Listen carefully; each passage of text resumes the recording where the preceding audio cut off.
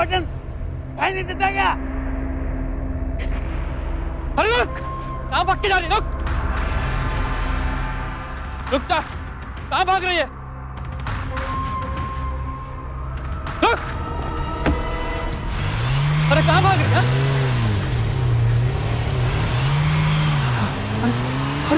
अरे साफ जाहिर था कि ये सोच समझकर बदले की भावना से की गई क्रूर हत्या थी। सवाल उठता है वजह क्या थी? क्यों ये शख्स पागलों की तरह उस गाड़ी के पीछे भाग रहा था और क्यों कार सवार ने उसे कुचलकर मार डाला? जब ये राज खुलेगा तो लापरवाही और स्वार्थ की ऐसी दास्तान सामने आएगी जिसे देखकर आप कांप उठेंगे।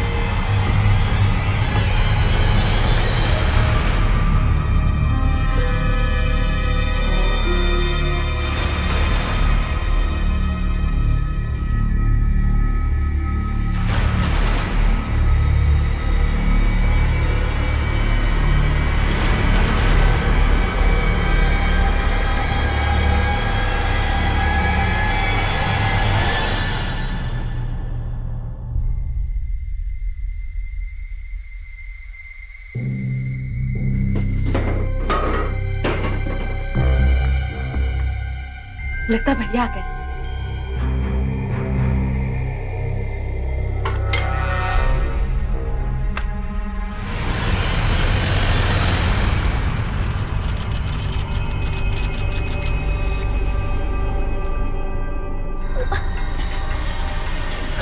कौन हो तुम लोग? हमें यहाँ क्यों लाए हो? क्या चाहते हो?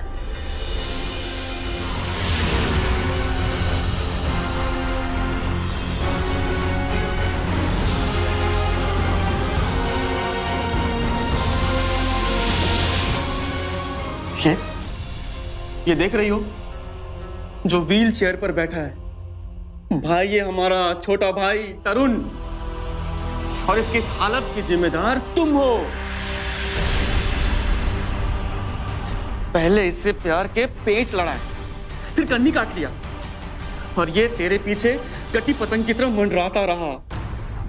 अरे जान देने की कोशिश की इसने, कैसे करके हमने इसे तो बचा लिया, लेकिन इसकी टांगे अब तुझे जिंदगी भर बांध के रखेंगे इसी व्हील चेयर के साथ। और जो झूठे वादे तूने किए हैं ना, वो सब मनवाएंगे हम।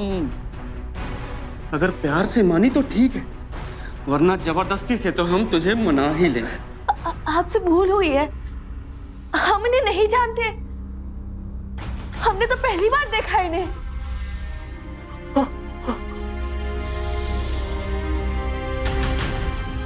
छोटे तू बिल्कुल चिंता मत, गिन गिन कर बदला लेंगे, इसे गिन गिन कर। ये सुनीता नहीं है। ये तू क्या कह रहा है छोटे? जो हम आपसे कह रहे थे, हम इन्हें नहीं जानते, आपसे भूल हुई है। छोटे क्या ये वो नहीं है?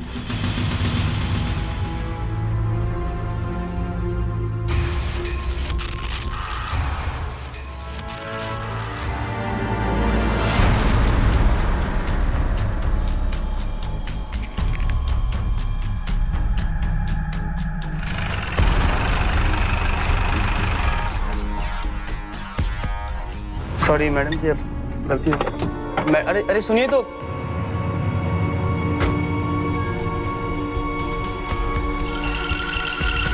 मैम, अरे सुनिए सुनिए तो, अरे देखिए हमसे गलती हो गई, हम देखिए। आप प्लीज यहाँ से चले जाइए, वरना हम पुलिस बुला देंगे। देखिए हम मानते हैं कि हमसे गलती हुई है, हम बहुत शर्मिंदा भी हैं। ये सारी गलतफहमी ना बस नाम की वजह से हुई। आपने देखा ना उस सुनीता ने क्या हालत कर दी मेरे भाई की। अब वो जिंदगी भर उस व्हील चेयर से उठ भी नहीं सकता। देखिए, हम मानते हैं कि हमसे गलती हो गई, हमने उस सुनीता को देखा नहीं था, इसलिए हमने पूरी छानबीन की, पर हमारे भाई ने जो हुलिया बताया था वो बिल्कुल आपके जैसा है। इसलिए आपने हमें किडनैप करवा दिया, जबरन शादी कराने की कोशिश की।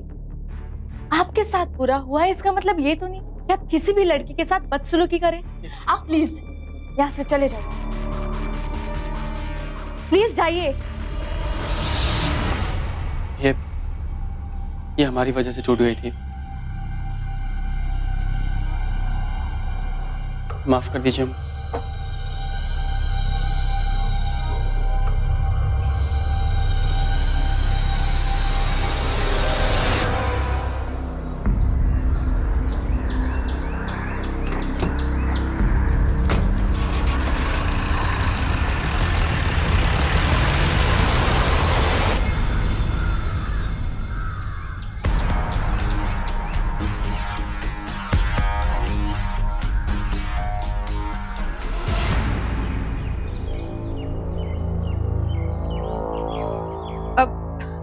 अरे दी, ये कांच किसने तोड़ा?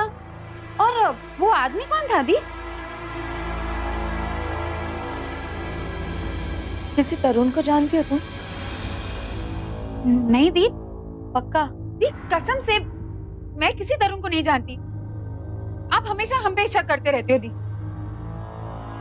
देख छाया, तूने पहले भी हमारा नाम इस्तेमाल करके बहुत बदमाशियां की हैं। इसकी वजह से माँ बाबूजी को बहुत परेशानी हुई थी उस वक्त।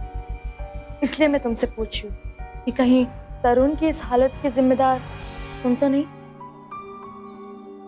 दरअसल किसी सुनीता नाम की लड़की ने उसे धोखा दिया, उसकी जान पर बात बनाई, इसलिए उसने सुसाइड करने की कोशिश की और अब तो वो पैरालाइज हो गया, चल नहीं सकता है। इसलिए तरुण का भाई उस सुनीता को ढूंढ रहा है ताकि वो तरुण से शादी करवा सके उसकी। हम एक बार गलती कर बैठे, इसका मतलब ये नहीं है ना कि हमेशा के लिए बुरे हो गए हम। हमने माँ बाबूजी और भगवान की सौगंध उठाई थी। प्लीज बिलीव मी, हम बदल गए हैं। जैसे हम पहले थे वैसे हम नहीं हैं अभी। इस इलाके में कितनी सारी सुनीता है, उनमें से किसी एक ने ये सब किया होगा। आप हमेशा मुझ पे शक करते रहते हो। अच्छा बस चुप हो जा, रो मत, चुप हो जा। हमने तो इसलिए पूछा कि अगर तूने ये सब किया है तो बहुत गलत किया है। अब हम भैया से ही बात करेंगे इस मामले में। नहीं दी, आपको मेरी कसम है, जैसे ही आपने मुझ पर शक किया वैसे ही भैया शक करेंगे। भैया से बात नहीं करेंगे अब अच्छा ठीक है, नहीं करेंगे।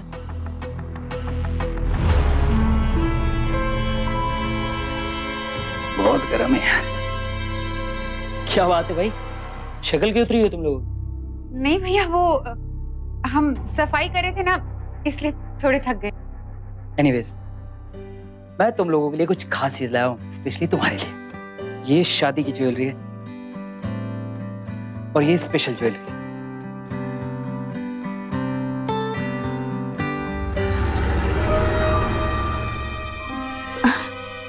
दी, आप इसमें बहुत अच्छी लगेंगी। भैया, इतना खर्चा करने की क्या जरूरत थी? इतने सारे ज्वेलरी। जरूरत थी। आज माँ बाबूजी नहीं है तो कम से कम लोग ये ना सोचे कि मैंने अपनी बहनों को ऐसी विदा कर दी। वैसे भी तुम दोनों की अच्छे से शादी हो जाए ताकि माँ बाबूजी की आत्मा को शांति मिल सके, और हाँ, मेरे कंधे से थोड़ा बोझ भी कम हो जाए। भैया, आपने दी के लिए एक सरकारी अफसर ढूंढ लिया है, पर मेरे लिए ना थोड़ी और मेहनत करनी होगी, क्योंकि मैं तो सिर्फ एक एनआरआई से शादी करूंगी। उससे कम कोई नहीं चलेगा, एडवांस में बोल रही हूँ मैं। अरे मेरे बाबू, किसका दामन किसके साथ लिखा है वो किस्मत तय करेगी। पर मुझे एक बात की बहुत खुशी कि इसकी शरारतें बंद हो गई और अब ये समझदार हो गई। काश माँ बाबूजी होते तो इसे देख के तो बहुत खुश होते। अच्छा चलो, मैं फ्रेश होने जाता हूँ, तुम लोग ये ज्वेलरी संभालो। छाया और सुनीता के माता पिता गुजर चुके थे, अब उनका भाई सुमित ही उनकी देखभाल करता था। छाया बचपन से ही लापरवाह और उद्दंड किस्म की लड़की थी। वो पहले भी ऐसा कुछ कर चुकी थी जिसकी वजह से पूरे परिवार को शर्मिंदगी उठानी पड़ी थी। लेकिन माता पिता के गुजरने के बाद छाया ने बदलने का वादा किया था। लेकिन अब फिर किसी ने सुनीता का नाम लेकर कुछ ऐसा कारनामा कर दिया था जिसकी वजह से सुनीता किडनैप तक हो गई थी। शायद इसीलिए सुनीता को डर था कि कहीं फिर से छाया ने तो ऐसा कुछ नहीं कर दिया जिसकी वजह से वो मुसीबत में फंस जाए। मगर छाया के आंसुओं को देखकर उसका दिल पिघल गया। लेकिन अब सवाल ये था, आखिर वो लड़की थी कौन जिसने सुनीता का नाम लेकर तरुण को छला था? छोटे छोटे कुछ तो बता, कहाँ रहती है वो? हम उसे कैसे पहचानेंगे?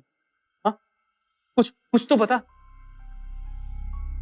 देख, जो गलती उसने की है उसकी सजा उसे जरूर मिलनी चाहिए।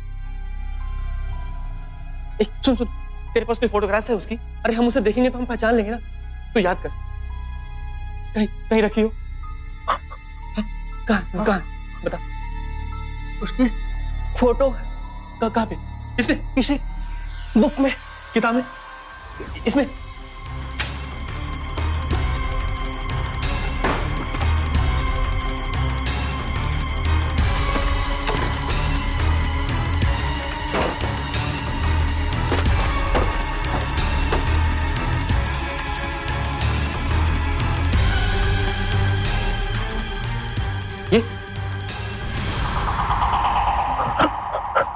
ये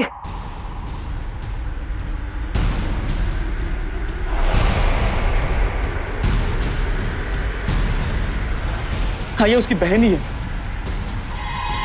तो वक्त उसका नाम लेकर तुमसे मिली।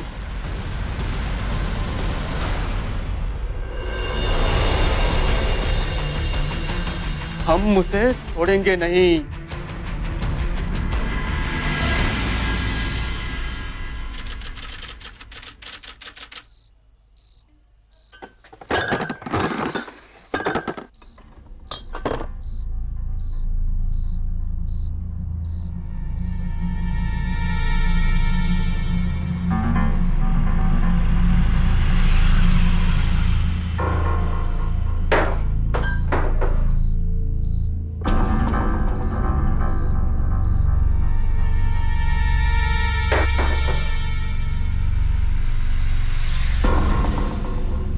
जल्दी करना यार।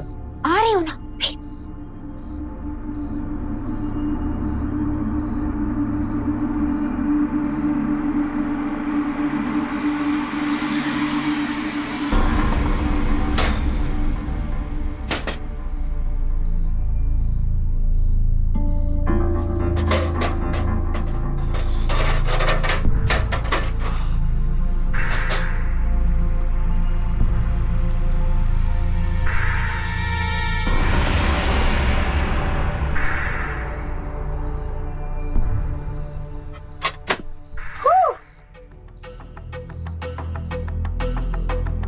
अरे गाड़ी की चाबी लाई हो कि नहीं?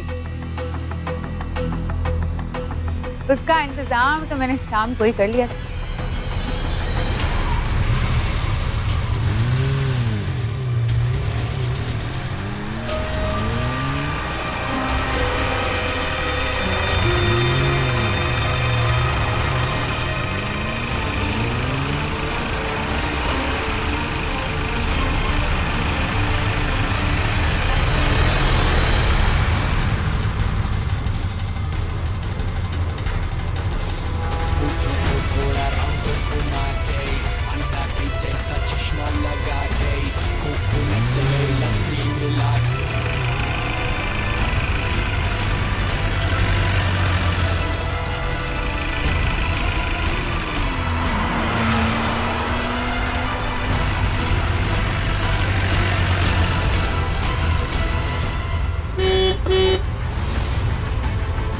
कौन है यार ये पागल, बार बार हेडलाइट दिया जा रहा है? पता नहीं।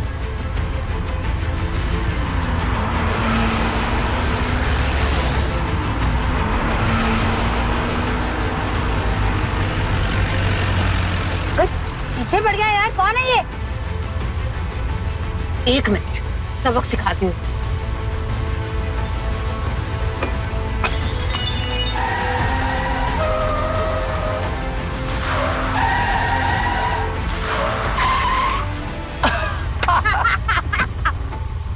मिल गया ना सबक इसे।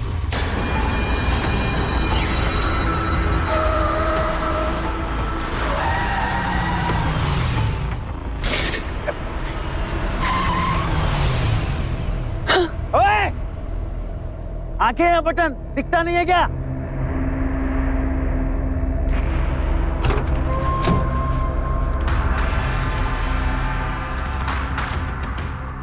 रुक, कहाँ भाग के जा रही है? रुक, रुकता, कहाँ भाग रही है? अरे यार, एक पागल फिर से पीछे पड़ गया। हम तुझे छोड़ेंगे नहीं। अरे ये तो वही तरुण का भाई है। अरे पीछे पड़ गया यार। कर दो ठीक इसको। अरे कहाँ भाग रही है?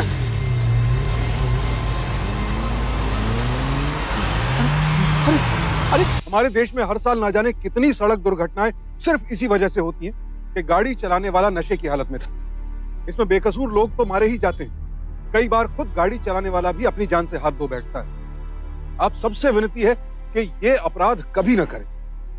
छाया ने पहला अपराध किया कि नशे की हालत में गाड़ी चलाई, और दूसरा उससे भी बड़ा संगीन अपराध कि सब कुछ जानते बूझते हुए बेकसूर जयेश को अपनी गाड़ी के नीचे कुचल डाला। कुछ लोग शायद पछतावे और मलाल जैसे एहसासों के बगैर ही पैदा होते हैं और पूरी जिंदगी ऐसे ही जीते हैं। नैतिकता, इंसानियत, दूसरों की जिंदगी, ये सब बातें उन्हें छू भी नहीं जाती। वो जो कुछ करते हैं सिर्फ अपने मजे के लिए, और बाद में उस पर पर्दा डालने के लिए अपराध की किसी भी हद तक जा सकते हैं। छाया भी शायद ऐसे ही लोगों में से थी, और ऐसे ही लोगों की तरह शायद छाया भी इस बात से बेखबर थी कि हर गुनाह अपने पीछे कुछ निशान छोड़ जाता है जो आगे चलकर गले का फंदा बन सकते हैं।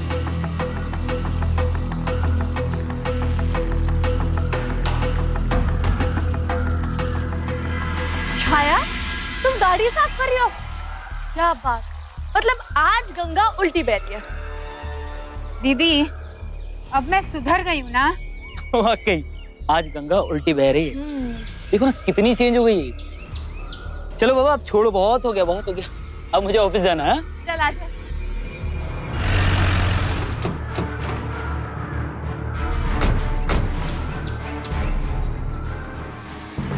सुमित मल्होत्रा यही रहते हैं? हाँ जी जी, बोलिए। मैं सुमित मल्होत्रा। आपको हमारे साथ पुलिस स्टेशन चलना होगा। और क्यों? कल रात एक मासूम को बड़ी बेरहमी से कुचला था आपने अपनी गाड़ी से। मैंने? चलो इसे। अरे आप मेरी बात तो सुनिए सर। भैया सुनिए। अरे इंस्पेक्टर साहब, अंदर।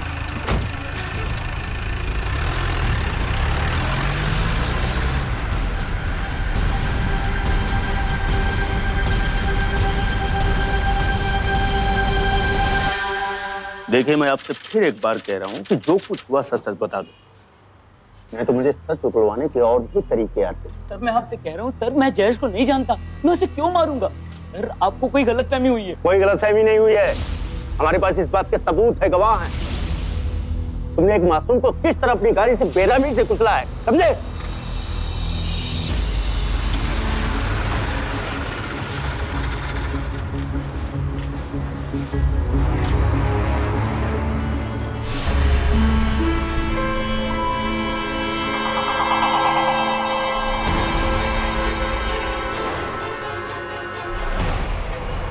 चल दी, मुझे पुलिस स्टेशन से बहुत डर लगता है। आप अंदर जाइए, मैं यहीं पे वेट करती हूँ। ठीक है। इसे देख रहे हैं जयेश, इस तरुण का भाई, जिसे कल रात तुमने अपने गाड़ी से उड़ाया। जयेश इसके हादसे का बदला तुम्हारी बहन से लेना चाहता था और उसके पीछे था, और जब तुम्हें ये सच मालूम पड़ा तो तुमने जयेश का ही काम तो कम कर दिया। सर ये सब क्या कह रहे हैं सर आप? सच कह रहे हैं ये भैया। पहले सुनीता को ले आए थे, फिर बाद में इसकी बहन के पीछे गए थे। सुनते ये सब क्या है? भैया हम सब सच बता रहे।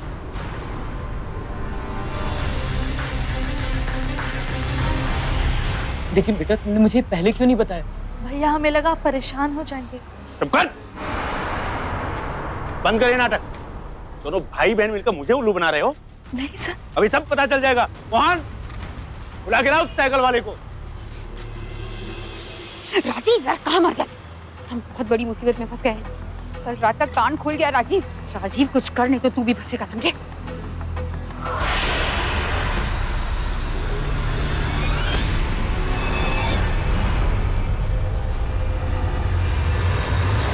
क्यों मैडम, चला भी देना गाड़ी। और वो अंदर आपके भाई साहब ही हैं ना। कमाल है, वहां अंदर अपना गुनाह कबूल करने के बजाय यहाँ छिप कर बैठी है। कितने पैसे लेगा? मतलब पुलिस को ये बताने के लिए कि कल रात गाड़ी में मैं नहीं थी, मेरा भाई था। आप अपने भाई से गद्दारी करेंगे? अरे ओ हरिश्चंद्र की औलाद, सच बोलेगा ना तो ठेंगा मिलेगा। मेरी बात मान, माला माल हो जाएगा।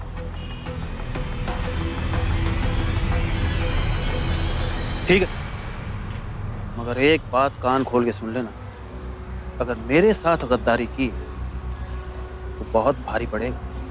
ठीक है, चलो अभी चलो। हमारा यकीन कीजिए भैया, ऐसा नहीं। आगे आइए।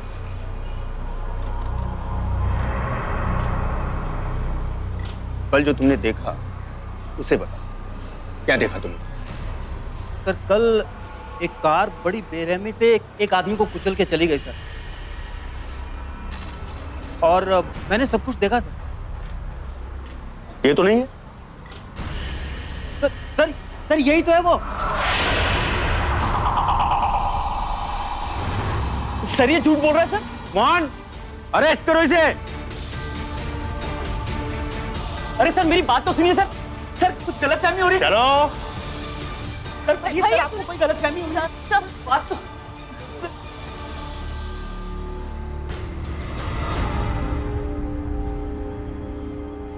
तू चल मेरे साथ। दी दी दी दी दी, मुझे क्यों घसीट रहे हो?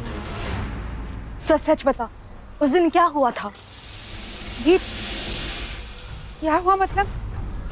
दी मैं कुछ समझी नहीं। तेरा तरुण के साथ क्या रिश्ता था? जब हम तरुण से मिलने गए तो तरुण ने हमें बताया कि जयेश ने तुम्हारी जगह हमें उठा लिया। अब सच सच बता, क्यों तू तरुण को हमारे नाम से मिलती थी? तुझे पता है ना, ये सब के चक्कर में भैया को जेल हो सकती है।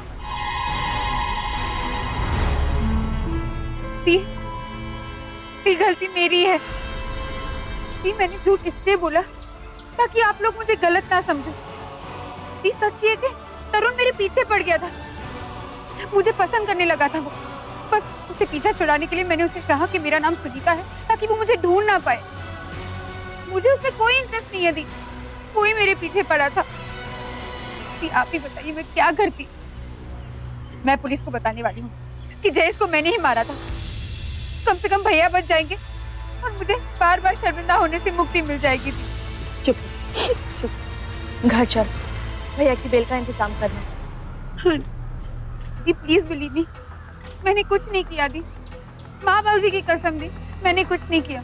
Please believe me. ठीक है, चल कर। आखिर कोई भी इंसान ऐसा कर कैसे सकता है? एक गुनाह को छिपाने के लिए एक झूठ, फिर एक झूठ को छिपाने के लिए एक और गुनाह।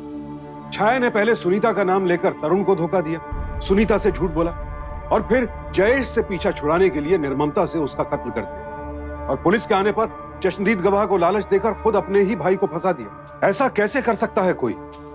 जो भाई छाया की जिंदगी संवारने के लिए जी तोड़ मेहनत कर रहा था, उसी भाई को कत्ल के इल्जाम में कैसे फंसा सकती थी वो? लेकिन उसने ऐसा किया, और उसके बाद उसने सुनीता को फिर से बेवकूफ बना दिया। एक घर, एक ही माँ बाप, एक जैसी परवरिश, लेकिन छाया और सुनीता स्वभाव में एक दूसरे से बिल्कुल अलग थी। जहां छाया खुद को बचाने के लिए अपने भाई की जिंदगी तक दांव पर लगाने को तैयार थी, वहीं सुनीता अपने भाई को बचाने के लिए दृढ़ संकल्प थी। लेकिन क्या ये उसके लिए इतना आसान था? एक ही छत के नीचे वो छाया जैसी शातिर कातिल के साथ रह रही थी, जो हर पल खबरदार थी कि सुनीता क्या कदम उठाने वाली थी। देखिए, ये देखिए मुन्ना कैसे चल रहा है। चलो मुन्ना, खेलना बंद करो। हाँ, सच सच बताइए, आपको किसी ने पैसे दिए ना झूठ बोलने के लिए? क्योंकि भैया तो जयेश को जानते ही नहीं, तो वो उसे क्यों मारेंगे?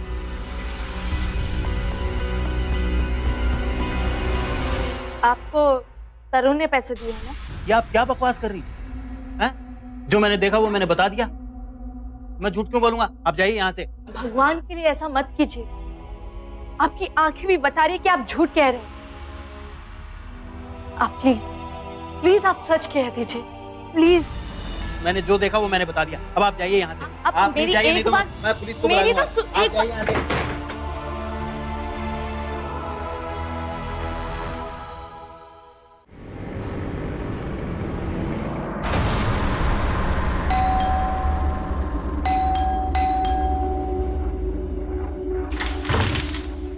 मुझे तरुण जी से मिलना है।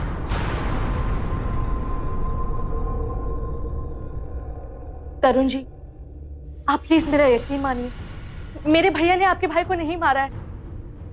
आप प्लीज केस वापस ले लीजिए। दफा हो जाओ यहाँ से। तुम्हारा पूरा का पूरा खानदान ही ऐसा है। पहले तुम्हारी बहन ने मेरी जिंदगी खराब की और फिर तुम्हारे भाई ने मेरे भाई की जिंदगी छीन ली। तरुण जी प्लीज आप मेरी बात तो सुन। दफा हो जाओ। आप जाइए। आप तरुण प्लीज जी, जाइए। आप प्लीज तरुण जी, आप जाइए। एक बार मेरी बात तो सुन के देखिए। रुकिए, आप तरुण प्लीज जी। जाइए। प्लीज।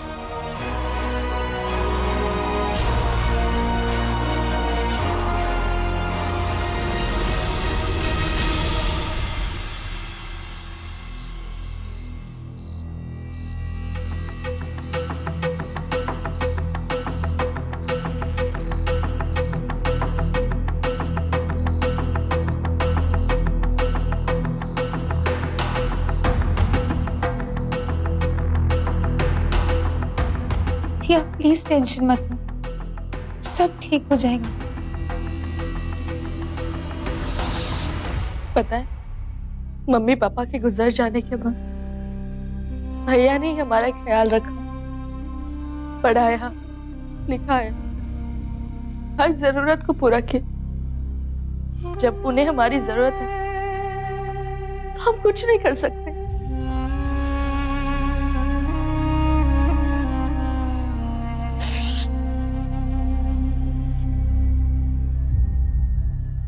कल भैया की बेल हियरिंग है। अगर उन्हें बेल नहीं मिली तो चाहे ये सब हमारे साथ ही क्यों हो रहा है? दी, आप बिल्कुल टेंशन मत लीजिए। अगर भैया निर्दोष हैं तो जरूर छूट जाएंगे। अगर निर्दोष है मतलब छाया ये तुम भी जानती हो कि भैया ने कुछ नहीं किया है। जब वो जयेश को जानते ही नहीं तो उसे मारेंगे क्यों? दी, वो साइकिल वाला दी, वो क्यों झूठ बोलेगा दी? लालच में आके उसे पैसे दिए गए हैं। गरीब था, उसे पैसे देते तो लालच में आ गया बस।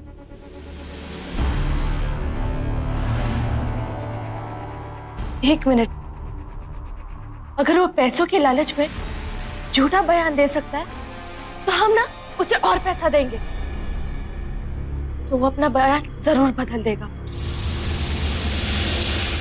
दी, आप आपसे रिश्वत देंगी? हाँ, क्योंकि भैया निर्दोष है। छाया, मैं कल ही अपना सारा ज्वेलरी जो भी है पैसे सब लेके जाके ना भैया की बेल के लिए इंतजाम करूंगी। फिर उस साइकिल वाले के पास जाऊंगी, उसका बयान बदलवा दूंगी। सब ठीक हो जाएगा, सब।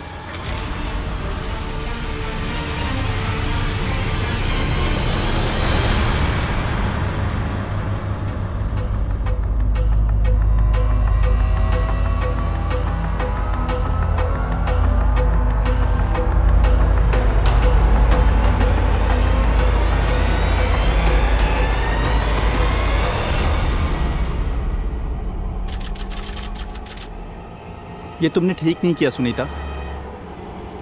तुमने वो सारी ज्वेलरी बेच दी जो मैंने तुम्हारी शादी के लिए बनवाए थे, और ये सब तुमने मेरे लिए किया। भैया, वो ज्वेलरी आपकी आजादी से बढ़कर नहीं थी, और हम जानते हैं कि आप निर्दोष हैं, बरी हो जाएंगे। और ज्वेलरी का क्या है, बेल के पैसे आते ही वापस ले लेंगे। चलिए अब आप हंसिए, हंसिए, दांत दिखाइए। हंसिए।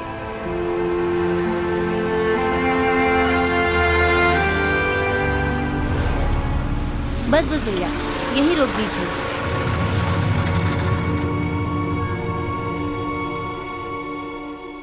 कितना हो भैया?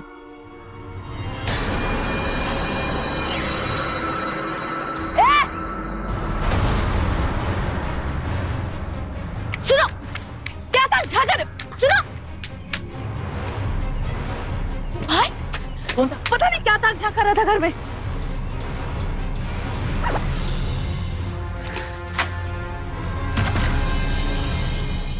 ये क्या है? अपनी बहन की सलामती चाहते हो तो आज रात 10 बजे तक 5 लाख का इंतजाम करो। पैसा कहाँ भिजवाना है बता दिया जाएगा। और हाँ, अगर पुलिस को खबर की तो छाया की छाया भी नहीं मिलेगी। हेलो, मानना पड़ेगा डेर, कमाल की एक्ट्रेस हो तुम। अभी तुमने देखा है क्या? अभी बहुत सारे और कमाल बाकी हैं।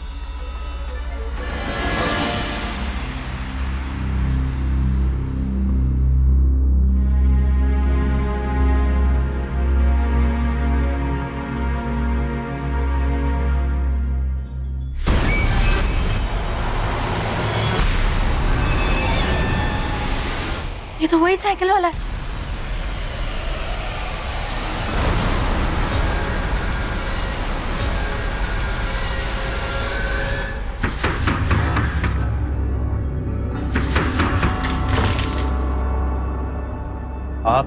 आप हमारे घर हैं। देखिए, आप हमें और परेशान मत कीजिए। आप जाइए यहाँ से। आप देखिए, आप जाइए। हमारी बात आप जाइए यहाँ से।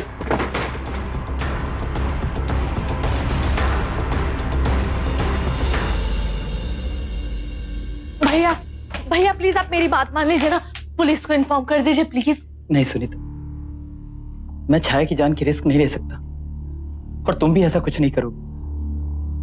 वहां बाबूजी के जाने के बाद तुम दोनों मेरी जिम्मेदारी हो। उन्हें पैसा चाहिए ना, मैं दूंगा। अगर हमने पुलिस को खबर की तो वो उसकी जान भी ले सकते हैं। तुम्हें मेरी कसम, तुम पुलिस को खबर नहीं करोगी। ठीक है भैया, मैं कुछ नहीं कहूँ। I promise.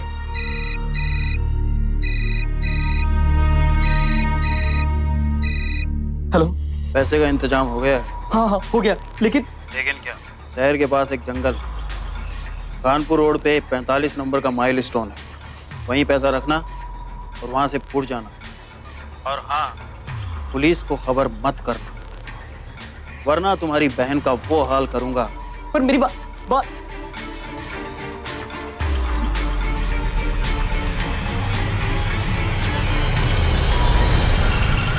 जिसे उसके घर वाले मासूम समझ रहे थे, वो छाया एक शातिर अपराधी बनती जा रही थी। सुनीता को आगे बढ़ने से रोकने के लिए पहले उसने चश्मदीद गवाह के बच्चे को अगवा किया, फिर उसे ब्लैकमेल करके अपने ही घर फिरौती का खत भिजवाया और अपने अपहरण का नाटक किया। क्या छाया के बढ़ते कदमों को कोई रोक सकता था? आखिर कहां जाकर खत्म होने वाला था उसका यह आपराधिक सफर?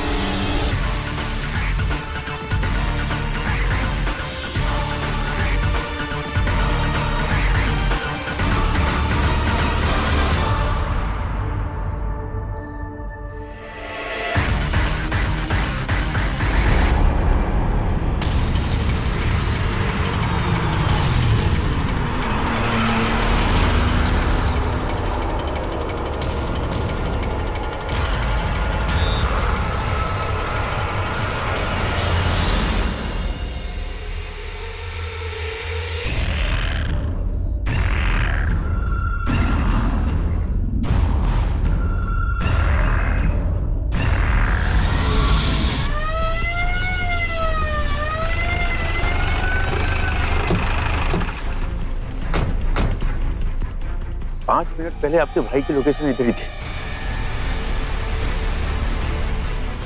आओ इधर।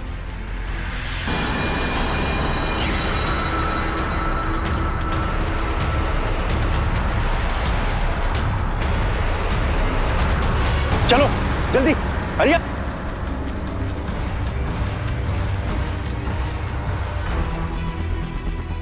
यही कहीं होना चाहिए।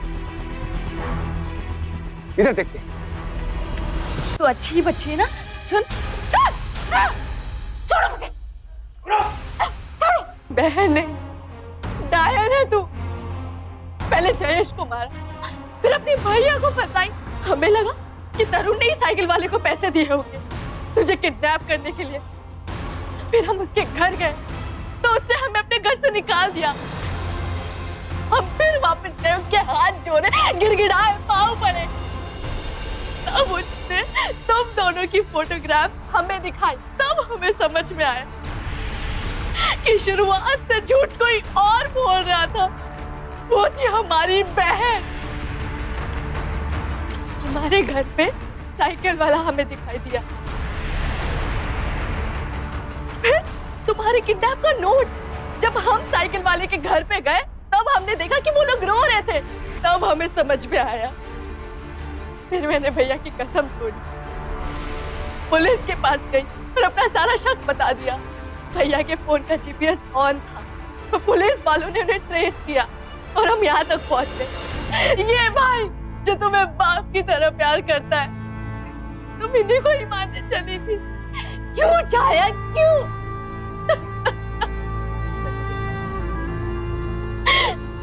ये हमारी छाया नहीं है, ये तो क्रिमिनल। अब हमारा इससे कोई वास्ता नहीं। ले चलो इसे। गुनाह के पांव बेशक बहुत तेज दौड़ते हैं, लेकिन जमीन कभी ना कभी साथ छोड़ ही देती है। छाया के साथ भी यही हुआ। सुनीता ने हिम्मत और समझदारी दिखाते हुए न सिर्फ अपने भाई की जान बचाई बल्कि छाया को गिरफ्तार भी करवाया। जिस सुनीता की मासूमियत का छाया ने हमेशा इस्तेमाल किया, उसी मासूमियत की वजह से वो सलाखों के पीछे पहुंचे। छाया और राजीव दोनों को गिरफ्तार कर लिया गया।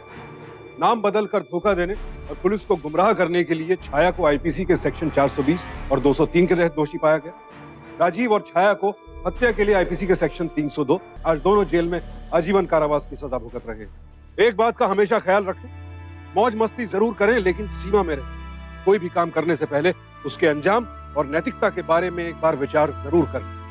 सावधान रहें, सतर्क रहें, सुरक्षित रहें। इसी प्रार्थना के साथ अब मैं सुशांत सिंह आपसे विदा लेता हूं। फिर मुलाकात होगी ऐसी ही एक और सत्य घटना के साथ। देखते रहें सावधान इंडिया, इंडिया फाइट्स बैक।